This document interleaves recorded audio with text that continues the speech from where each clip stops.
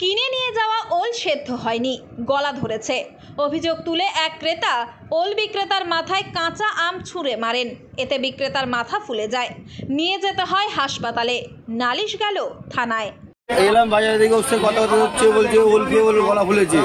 ও কত বুঝেছিল যে বলছে পয়সা নেবো না, আমার গলা ফুলে তোকে মারবো। যে আমি ও একবার বাচ্চা তুললাম, ঠেকালাম, পাল্লা তুলে ঠেকালাম, তারপর যে আম দিয়ে মারলো। এই ঘটনাটি ঘটেছে নদিয়ার শান্তিপুর থানার অন্তর্গত নতুনহাট পৌর বাজারে। জানা গেছে, বাজারের প্রবেশ পথে সঞ্জয় ঘোষ নামে এক সবজি বিক্রেতার দোকানে ক্রেতা বাপ্পা শেখের কেনা ওল ভালো না হওয়ায় দুজনের মধ্যে বচসা শুরু হয়। বাপ্পা শেখ প্রথমে বিক্রেতাকে মারতে উদ্যত হন এবং দাঁড়িপাল্লা ও বাটখারা ছুঁড়ে মারার চেষ্টা করেন, তবে আশেপাশের লোকজন তাকে থামিয়ে দেন। এরপর ক্রেতা ক্ষিপ্ত হয়ে বিক্রেতার মাথায় সজোরে একটি কাঁচা আম ছুঁড়ে মারেন। এতে বিক্রেতার কপাল ফুলে যায়। পরে স্থানীয়রাই তাকে চিকিৎসার জন্য নিয়ে যান। আমি ওল বেচেছি আগের থেকে, ওলে গলা লেগেছে, মানে গলা চুলকেছে ওলে। তো এসে আমাকে বললো ওলটা কে সেটা এখানকার বাপ্পা শেখ নামটা। আচ্ছা, এসে এরকম বলার পরে আমি বললাম যে ওলে গলা লাগতে পারে, আপনি পয়সা ফেরত দিন। উনি পয়সা ফেরত তো দূরের কথা, আমাকে পাল্লা দিয়েই মারতে যাচ্ছি। ঠিক আছে, হ্যাঁ গলা লেগেছে তো বিয়ে করছি, পাল্লা দিয়ে মারতে যাচ্ছে। বলছে তুই খা, কিছু হলো ট্রেস, বলে খা, খেতে হবে তো। বললাম না, আমি কেন খাব, আমি পয়সা ফেরত দিয়ে দিচ্ছি, আমার তো কিনা দিই, সেটা তো আমি তো আর আরই। ঠিক আছে, নিজের কাছে নয়, হ্যাঁ নিজের কাছে না।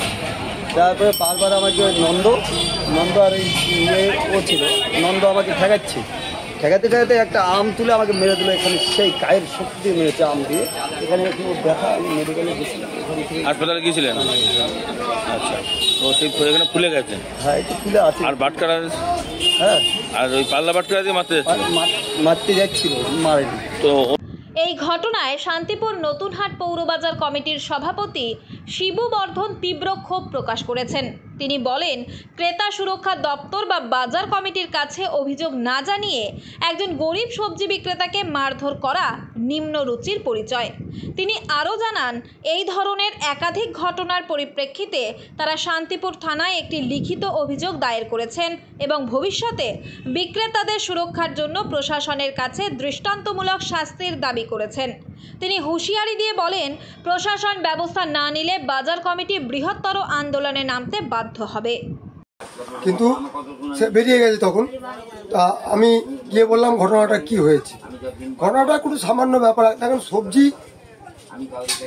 যে বিক্রি করে সেও তো কিনে নিয়ে আসে, তার মধ্যে কি আছে কেউ জানি না আমরা। এবার সেখান থেকে কিনে চাষিও বলেছে ভালো, ও বলেছে ভালো, মালটা হয়তো বলছে একটু খারাপ হয়েছে, আমরা তার কথাই বিশ্বাস করি। পয়সা ফেরত দিতে চেয়েছেন, পয়সা ফেরত দিতে চেয়েছে, কিন্তু তা না শুনে। আচ্ছা, বাজারের সম্পর্কে যদি কোনো দোকানদার সম্পর্কে আপত্তি থাকে তাহলে বাজার কমিটি তো জানায়। তা আপনাকে কখনো জানানো হয়েছিল এরকম যে ওল সেদ্ধ হচ্ছে না বা কিছু? না, আমাদের এটা জানায়নি। আমরা এর আগের দিনকেও থানায় গিয়ে এই কথাটাই বলেছিলাম যে বাজারে কোনো একটা ঘটনা করলে এখানে একটা কমিটি আছে, তাদের কাছে জানানোর পরে যদি আমরা সেই দোকানদারের বিরুদ্ধে ব্যবস্থা না নিই, তারপর যদি দোকানদারকে কিছু করে তা মেনে নেওয়া যায়। কিন্তু দেখা যাচ্ছে এখানে কমিটিকে তো কোনো মানেই না। দোকানদার মানুষ হিসেবে যে একটা তার মর্যাদা আছে সেটুকুও রাখে না। মানে শুধুমাত্র বাজার বিক্রেতা বলে, ওল বিক্রেতা বলেই তাকে মেরে দেওয়া যায়। এখানটায় এই নতুনহাট পৌর বাজারের উপরে বিভিন্ন সময় এই আমাদের বাজারের সংলগ্ন এলাকার কিছু মানুষ ওদের যেটা মনে পুতো হবে না তার বিরুদ্ধে হলেই সঙ্গে সঙ্গে তারা ঝাঁপিয়ে পড়বে। এই ঘটনার পরিপ্রেক্ষিতে বাজারে বিক্রেতা ও ক্রেতারা প্রশ্ন তুলেছেন, কাঁচা লঙ্কায় ঝাল হবে কিনা বা ওলকচু সেদ্ধ হবে কিনা তার কি কোনো গ্যারান্টি দেওয়া সম্ভব? তারা বলেছেন, সাধারণত চাষিদের কাছ থেকে শুনেই এই ধরনের তথ্য দেওয়া হয়, তবে এর কোনো লিখিত গ্যারান্টি থাকে না। 10-20 টাকার সবজি নিয়ে এমন বাড়াবাড়ি করা কতটা যুক্তিযুক্ত তা নিয়েও প্রশ্ন উঠেছে। শান্তিপুর থানায় লিখিত অভিযোগ দায়ের হওয়ার পর পুলিশ ঘটনার তদন্ত শুরু করেছে। অভিযুক্ত বাপ্পা শেখের খোঁজে তার বাড়িতে গেলেও তাকে পাওয়া যায়নি। তবে স্থানীয়রা বলছেন, ছেলেটি সাধারণত খারাপ নয়, কিন্তু হয়তো ধৈর্য হারিয়ে এমন কাজ করে ফেলেছেন। ব্যুরো রিপোর্ট, নয়া জামানা।